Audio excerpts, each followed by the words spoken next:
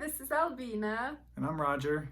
and we're here to share with you 3 secrets of sparkling up romance in your relationship. Yes. So, Roger and I have been married for 15 years. We have 2 kids. We've worked together. We've been on this amazing journey together, and I'm happy to report that every year, every day, it gets better and better. So we wanted to share with you some of the things that work well for us and that make our relationship really special. Yeah, and I want to say we didn't just wake up like that. It's something that we consciously work at to make our romance better all the time, make our relationship better, and specifically these 3 things, or there's many more, but 3 things that we do consciously to spark it up. Yes. So I think the absolute very best thing that we've ever decided to do in our marriage is date night. So as soon as our kids were born, my amazing husband made a suggestion that we have a babysitter every Saturday night. And at the time, I thought it was a crazy idea, and I thought we couldn't afford it, and it was too expensive. And now looking back, our oldest one is now 12 years old. Looking back now, I know that that was the best investment we've ever made into ourselves and into our relationship. Yeah, and really I got that idea from watching my parents when I grew up, because my parents were always going out on Friday night, Saturday night. They prioritized their romance and their social life and their good times. Not to say that we were in any way neglected, but they showed us, me and my siblings, that their romance was at the center of everything, and if they were happy, then we were happy, and that's really stuck with me. So yeah, there's times that I just want her all to myself, not with the kids, and that's been a really important piece and something that I look forward to every week. Yes, this is when we romance each other. We get to connect as as adults and without children. This is when we get to connect and really talk and just dedicate time, attention, focus to each other in our relationship, prioritizing it.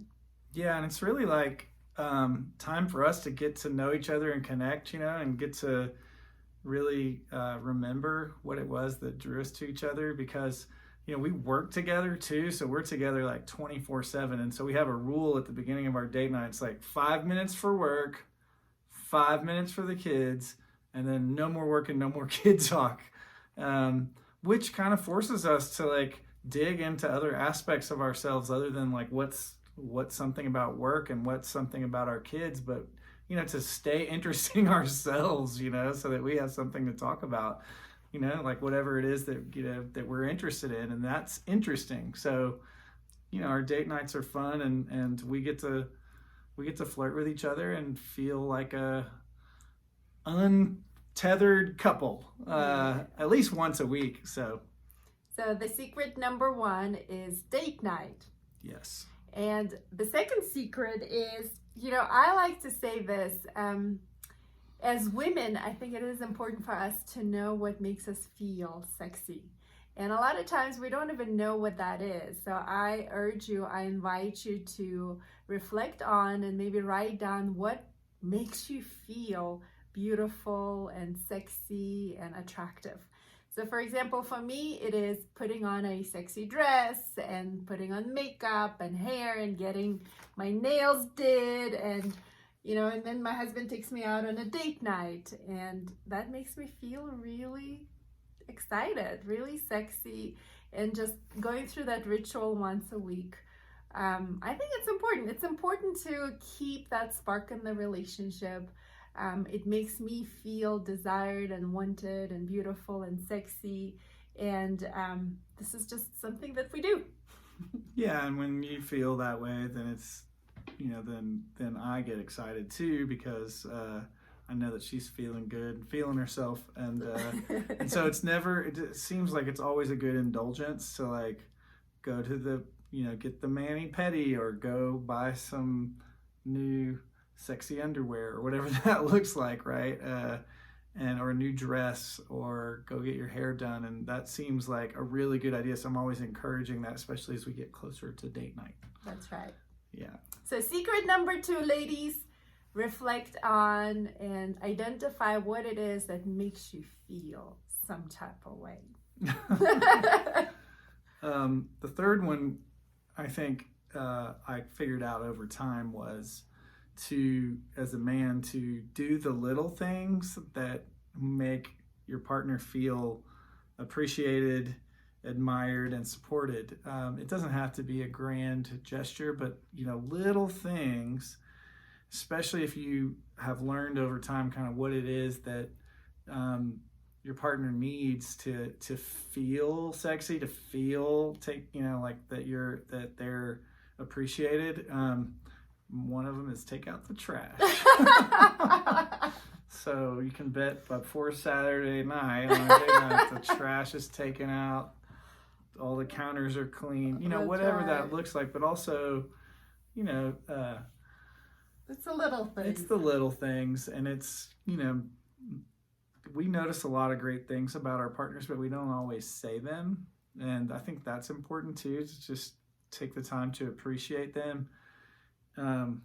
When you're not looking for anything in particular, like when you're not looking for nookie and all that, but other times, so then when it's time for nookie, that there's a readiness, right? I can't believe you're talking about that. But you know what I mean, and it's really those little things on a daily basis that I think make a big impact, and they're real easy to ignore, especially when you get busy. And so for us, I think that's conscious in my mind. At least recently, I'm getting better.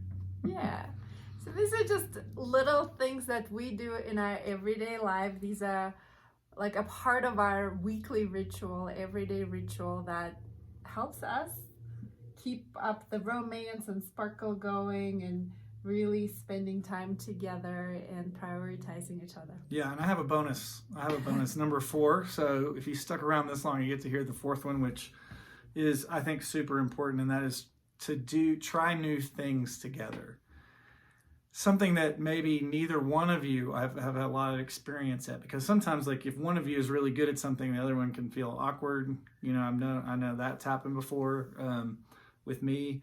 But trying new things together does 2 things. One is it kind of gets you out of your comfort zone so that you're growing, and you get that sort of butterfly feeling again, like you're doing something new and exciting. It could be as easy as going dancing.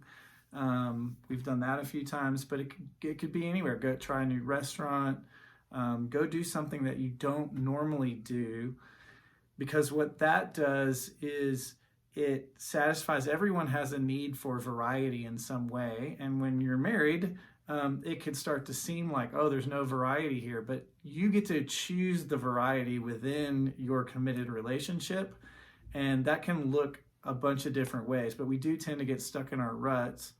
And over time, romance, the way the chemistry works is you have like all the dopamine and serotonin in your brain just flooding your brain when you first have those hot sparks right at the beginning of romance. But then over time, those chemicals change, and the one that is predominant becomes oxytocin, which is more about connection. And to get the serotonin going and the dopamine and those feelings, trying something new does that. So I invite you to try something new and go do new things. And one of ours has been going out dancing, even though I can feel very awkward, especially when I watch the Latin instructor, do all the spins, and then it's, okay, your turn. And I feel like I'm kind of stepping on her toes. But the truth is that we always end up enjoying it, even if it's a little bit awkward. And it does do something different internally that makes it feel kind of exciting and new again. And so I invite you to try that, especially if you haven't in a while. You'll be surprised what trying new things does. Anything else? That's it. Thank you. Good luck. Have fun with each other. Fall in love with each other again.